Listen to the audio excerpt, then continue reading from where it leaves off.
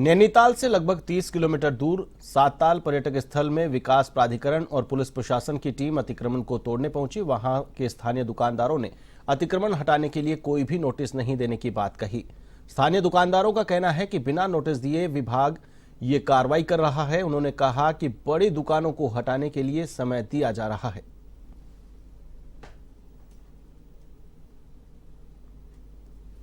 ये कार्रवाई बेसिकली उन दुकानदारों के दुकान हटाने के लिए थी जो यहाँ पर अतिक्रमण करके बैठे हुए थे। उनके लिए जिला स्तरीय विकास प्राधिकरण ने दुकान बनाई है, बट वो शिफ्ट नहीं हो रहे थे उसमें। तो उसके लिए नोटिस भी चस्पा किया गया था कि 2 तारीख को 11 बजे से अतिक्रमण हटाने का कार्रवाई की जाएगी। और आप यहाँ पे कितने समय से दुकान से? मैं लगभग यहाँ पे डोगरी से लेकर के ये दुकान करता आया हूँ। 25 साल मेरे को हो गए। और आपको नोटिस वगैरह कब मिला? दुकान नोटिस हमें नहीं मिला है, किसी तरह का कोई नोटिस नहीं मिला। बिना नोटिस के ये दुकानें वगैरह का अतिक्रमण हटाया जा रहा है। हाँ। और आप लोग को दुकान आवंटन तो हुआ होगा? दुकान आवंटन में हमारा नाम तो है, लेकिन अभी आवंटित नहीं की गए। आवंटन होने से साताल क्षेत्र में पुलिस और झील विकास प्राधिकरण की टीम अतिक्रमण हटाने के लिए पहुंची। इस दौरान तकनीकी साधन देख दुकानदार भड़क उठे। उन्होंने प्राधिकरण पर बगैर नोटिस के एक तरफा कार्रवाई करने का आरोप लगाया और पुलिस के खिलाफ भी जमकर नारेबाजी की। इस दौरान उन्होंने कहा कि छोटे दुकानदारों को बिना कोई समय और नोटिस के प्रताड़ित किया जा रहा है। इस दौरान स्थानीय लोगों के साथ पुलिस कर्मियों की गहमागहमी भी हुई। हालांकि सभी को शांत कर अतिक्रमण ध्वस्तीकरण की कार्रवाई पूरी की गई। आ रहे थे, हालांकि हम भी लोग भी चाहते हैं पर्यटन हो ही साताल का, अच्छा लगता है। हम लोगों ने साताल बसाई यहाँ पे, एक एक दो करके आदमी आए यहाँ पे। किसने जलजीरा बेचा, किसने पानी बेचा, किसने खुमानी आलू बेचा, है कि नहीं। इसलिए जोते जोते क्या हालात हो गए। हम मानते कि प्रशासन ने ठीक है हमको नई दुकानें बना बजे से शुरू होनी थी और ये कार्रवाई बेसिकली उन दुकानदारों के दुकान हटाने के लिए थी जो यहाँ पर अतिक्रमण करके बैठे हुए थे। उनके लिए जिला स्तरीय विकास प्राधिकरण ने दुकान बनाई है, बट वो शिफ्ट नहीं हो रहे थे उसमें। तो उसके लिए नोटिस भी चस्पा किया गया था कि 2 तारीख को 11 बजे से अतिक्रमण हटाने का कार्रवाई की जाएगी। मैं लगभग यहाँ पे डोगरी से लेकर के ये दुकान करता आया हूँ। 25 साल मेरे को हो गए। और आपको नोटिस वगैरह कब मिला? दुकान नोटिस हमें नहीं मिला है, किसी तरह का कोई नोटिस नहीं मिला। बिना नोटिस के ये दुकानें वगैरह का अतिक्रमण हटाया जा रहा है। हाँ। रानीखेत में संयुक्त मजिस्ट्रेट वरुणा अग्रवाल का स्थानांतरण होने के बाद आईएएस राहुल आनंद ने रानीखेत के संयुक्त मजिस्ट्रेट का पदभार ग्रहण किया। राहुल आनंद 2022 के आईएएस अधिकारी है। पदभार ग्रहण करने के बाद मजिस्ट्रेट राहुल ने तहसील परिसर का निरीक्षण किया और कर्मचारियों को आवश्यक दिशा निर्देश दिए। उन्होंने कहा कि क्षेत्र से संबंधित समस्याओं का सैन्य अधिकारियों के साथ बैठकर समाधान किया जाए।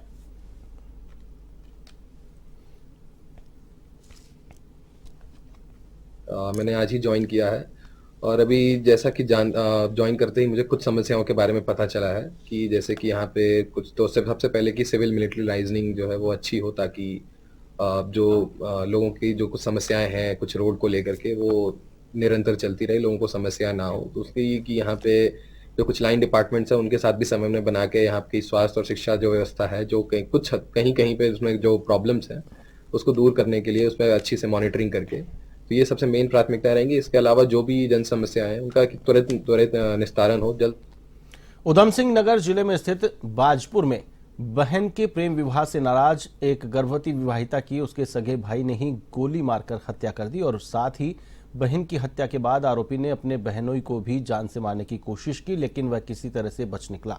सूचना मिलने पर पुलिस प्रशासन में हड़कंप मच गया। मौके पर एसपी अभय प्रताप सिंह, कोतवाली प्रभारी नरेश चौहान, एसआई विनोद सिंह फरत्याल समेत पुलिस तत्काल मौके पर पहुंची। पुलिस ने खेत से उसका खून से लथपथ शव बरामद किया और पोस्टमार्टम के लिए भेजा। घटना के बाद आरोपी राजीव मौके से फरार हो गया। पुलिस मामले की जांच में जुटी हुई है।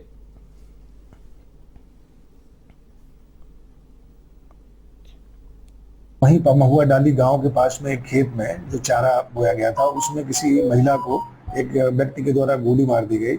इस सूचना में तत्काल हम लोग मौके पर पहुंचे तो जानकारी ये आई कि ये जो महिला थी जिनकी उम्र 21 साल थी, उन्होंने वहीं पास के गांव की जगतपुरा की रहने वाली थी और पवन नाम के एक लड़के से इन्होंने शादी करी थी। इस बात से इनके जो भाई थे वो खुश नहीं थे, तो इनका जो भाई जो सबसे बड़ा भाई राजीव था वो अपने मन में इनके लिए रंजिश रखता था और इस तरीके से इसने कल मौका देख करके वहीं ये झाड़ियों में छुपा हुआ था और इसने फायर कर दिया, जो कि वाइटल पार्ट पर लगने की वजह से उनकी मृत्यु हो गई। तत्काल पंचायतनामा पोस्टमार्टम की कार्रवाई कराई गई। इसके अलावा वहीं पास में चूंकि जंगल है, तो ये मारने के बाद जो अभियुक्त राजीव है ये जंगल में छुप गया है। तो लगातार हमारी टीमें कामगिरी कर रही हैं, इसके अरेस्टिंग के प्रयास किए जा रहे हैं। शीघ्र हमारे द्वारा इसकी गिरफ्तारी। ऋषिकेश निगम सभागार में कैबिनेट मंत्री सुबोध उनियाल के नेतृत्व में भाजपा का सदस्यता अभियान चलाया गया। मंत्री सुबोध उनियाल के आह्वान पर कार्यकर्ताओं ने सदस्यता अभियान में दमखम लगाने का संकल्प लिया। उनियाल ने कहा कि इस अभियान के तहत भाजपा ने 10 करोड़ से अधिक सदस्यों को जोड़ने का संकल्प लिया है।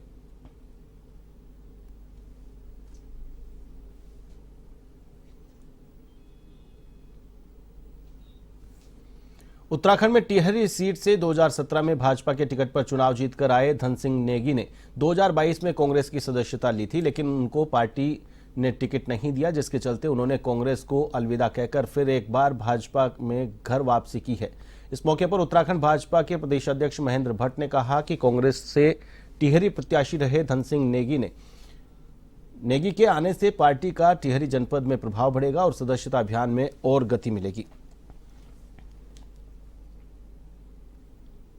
प्रदेश नेतृत्व के निर्देशानुसार आज मैंने पुनः घर वापसी की है और जो पूर्व में कुछ मिसअंडरस्टैंडिंग हो गई थी उसके बारे में सब मिलकर बात हुई है और इसलिए आज मैंने भारतीय जनता पार्टी में पुनः घर वापसी की। आज ने प्रदेश के नेतृत्व में आज ज्योतिषा गहलोत जी और प्रदेश के सभी महामंत्री सभी के नेतृत्व में आज पार्टी ज्वाइन की और सैकड़ों कार्यकर्ताओं ने ज्वाइन किया है। निश्चित रूप से सदस्य पर्व को हम आगे बढ़ाने का काम करेंगे। भारतीय जनता पार्टी के सदस्यता अभियान में सबसे महत्वपूर्ण बात होगी दीनदयाल जी का वो मंत्र, आज का दुश्मन, आज का विरोधी कल हमारा मतदाता बने, कल का मतदाता परसों हमारा सदस्य बने और परसों का सदस्य हमारा आज कार्यकर्ता बने। इस भाव के साथ इस संस्था का हमने आह्वान। उत्तराखंड विधानसभा के अध्यक्ष ऋतु खंडूरी भूषण ने कोटद्वार के नगर निगम स्थित सभागार में आयोजित महिला सहायता समूह सम्मेलन में महिलाओं को स्वयं सहायता समूहों को सम्मानित किया। इस अवसर पर उन्होंने प्रदेश की महिलाओं के सशक्तिकरण के प्रति अपनी प्रतिबद्धता को दोहराया और आत्मनिर्भर बनने की दिशा में उठाए गए कदमों की सराहना की।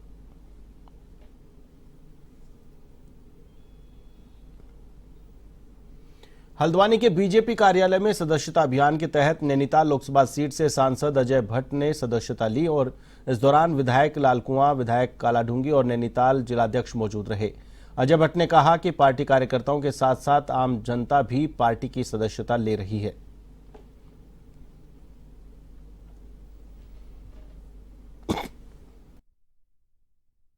तीन साल के बाद हमारी सदस्यता का नवीनीकरण होता है, सबको दोबारा से सदस्यता लेनी पड़ती है। माननीय प्रधानमंत्री जी ने अभी 2 तारीख को सदस्यता ली है, उनको माननीय राष्ट्रीय अध्यक्ष जी ने सदस्यता दिलवाई है। माननीय प्रदेश अध्यक्ष जी ने मुख्यमंत्री जी को 3 तारीख को सदस्यता दिलवाई है। हम सब ने आज 4 तारीख को सदस्यता ली है और पूरे देश में इसी तरह जिला स्तर पर सभी हमारे प्रमुख लोग और आम कार्यकर्ता सदस्यता ले रहे हैं। सदस्यता अभियान इस समय प्रारंभ होगी। देहरादून को वायु प्रदूषण से निजात दिलाने के लिए नगर निगम लगातार एक्टिव मोड में कार्य कर रहा है, जिसे लेकर नगर निगम के अभियान बृहद स्तर पर चलाए जा रहे हैं। इस बात को लेकर देहरादून के सहायक नगर आयुक्त एसपी जोशी ने कहा कि वर्ष 2018 में भारत सरकार ने राष्ट्रीय स्वच्छ वायु कार्यक्रम शुरू किया था, जिसके लिए देहरादून को मिलाकर कुल 131 शहरों को चुना गया था। साथ ही उन्होंने कहा कि इसमें मुख्य उद्देश्य हवा की स्वच्छता है, जिसके लिए पिछले 6 सालों से वायु प्रदूषण में देहरादून के अंदर काफी कम हुआ है।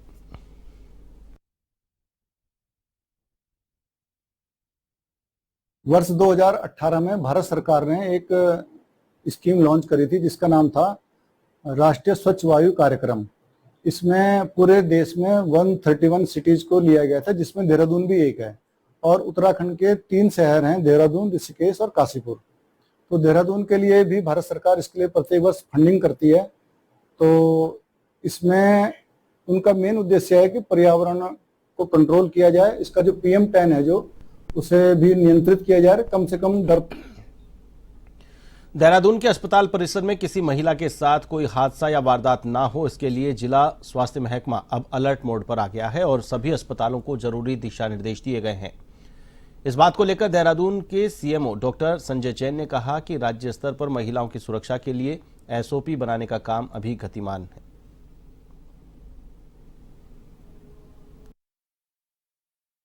एसओपी एक जारी करने की स्टेट लेवल पे कार्रवाई गतिमान है, तो जैसे ही वो एसओपी जारी हो जाएगी तब तक मेरे स्तर से सभी चिकित्सालयों को निर्देश दे दिए गए हैं कि महिला सुरक्षा, जो भी हमारा फीमेल स्टाफ है उसकी सुरक्षा के लिए अस्पतालों में समुचित प्रबंध किए जाएं, जिसमें यदि सीसीटीवी खराब है तो उनको ठीक करा लिया जाए।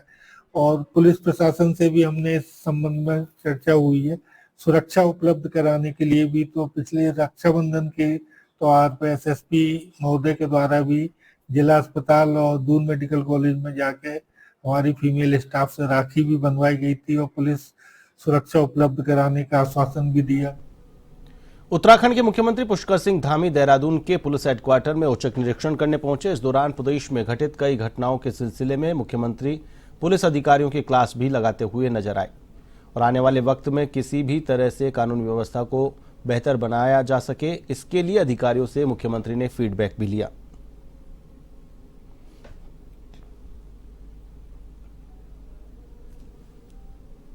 पूरे राज्य की पुलिस व्यवस्था इस मुख्यालय से चलती है, इसलिए आज यहाँ पर आकर सभी अधिकारियों से वार्ता भी की है, सबसे चर्चा की है और कुछ सुझाव भी लिए हैं। कुछ ज़रूरी जो काम हैं राज्य में और व्यवस्थाएं अच्छी हों, महिला अपराध कम हों, कानून व्यवस्था और हमारी अच्छी बने और ज़रूरतमंद लोगों को तत्काल पुलिस की सहायता मिले।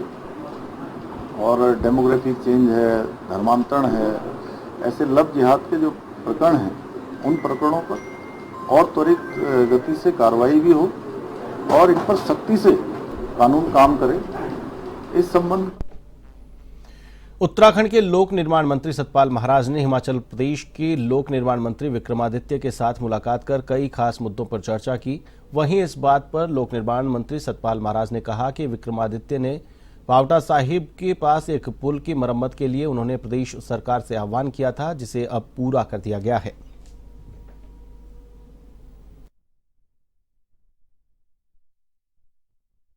वहां के काबीना मंत्री विक्रमादित्य जी आए थे, उन्होंने हमसे मांग की थी और कुछ पुल के बारे में था, पावटा साहिब के रिपेयरिंग के बारे में था, वो हमने कर दिया। और हमने ये भी आग्रह किया है कि हिमाचल प्रदेश के शिमला राजधानी से माशू महाराज के लिए बसें चलाई जाएं और आपके त्यूनी से भी चलाई जाएं। तो उन्होंने हमारे आग्रह को स्वीकार किया है। अपने भी परिवहन विभाग को हमने कहा है कि 6 और 7 का जो जागड़ा हो रहा है उसके लिए उत्तराखंड सरकार निकाय और पंचायत चुनाव की तैयारी में पूरी तरीके से जुटी हुई है। वहीं ग्राम पंचायत में परिसीमन की सरकार की तरफ से पूरी तैयारी की जा चुकी है और सभी 13 जनपदों में परिसीमन का कार्य भी पूरा हो चुका है। इसी बात को लेकर पंचायती राज के सचिव चंद्रेश कुमार यादव का कहना है कि पंचायत पुनर्गठन और परिसीमन 2024 के निर्वाचन का कार्य पूरा कर लिया गया है।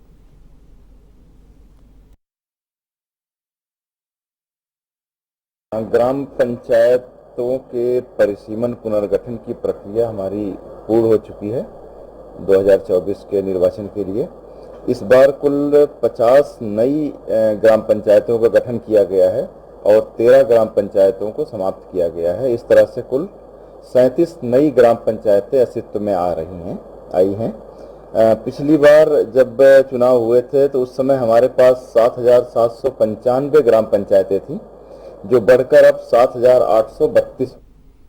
काशीपुर में प्रदेश की खेल मंत्री रेखा आर्य भारतीय जनता पार्टी के देश भर में चल रहे सदस्यता अभियान के दौरान आयोजित कार्यक्रम में शिरकत करने पहुंची। इस दौरान खेल मंत्री आर्य ने भारतीय जनता पार्टी में अधिक से अधिक नागरिकों को सदस्य बनाने पर जोर दिया।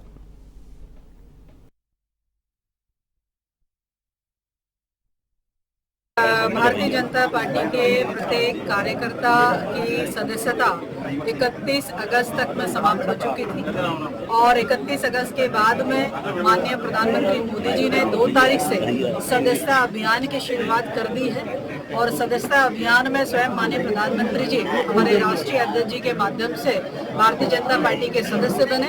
अब उनके क्रम में माननीय मुख्यमंत्री जी हमारे प्रदेश अध्यक्ष जी के माध्यम से भारतीय जनता पार्टी के सदस्य बने और उसके बाद से जिलों में भी हमारे सम्मानित विधायक, हमारे सम्मानित पदाधिकारी, हमारे सम्मानित कार्यकर्ता, हमारे सम्मानित आमजन सभी को इस सदस्यता अभियान से जोड़ा जा रहा है।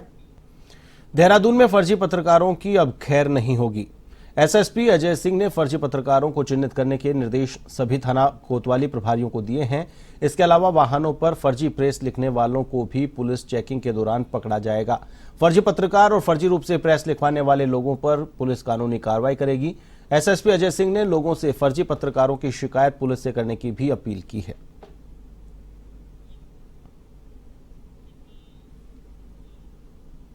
बुलेटिन में फिलहाल के लिए बस इतना ही। मुझे दीजिए इजाजत। नमस्कार।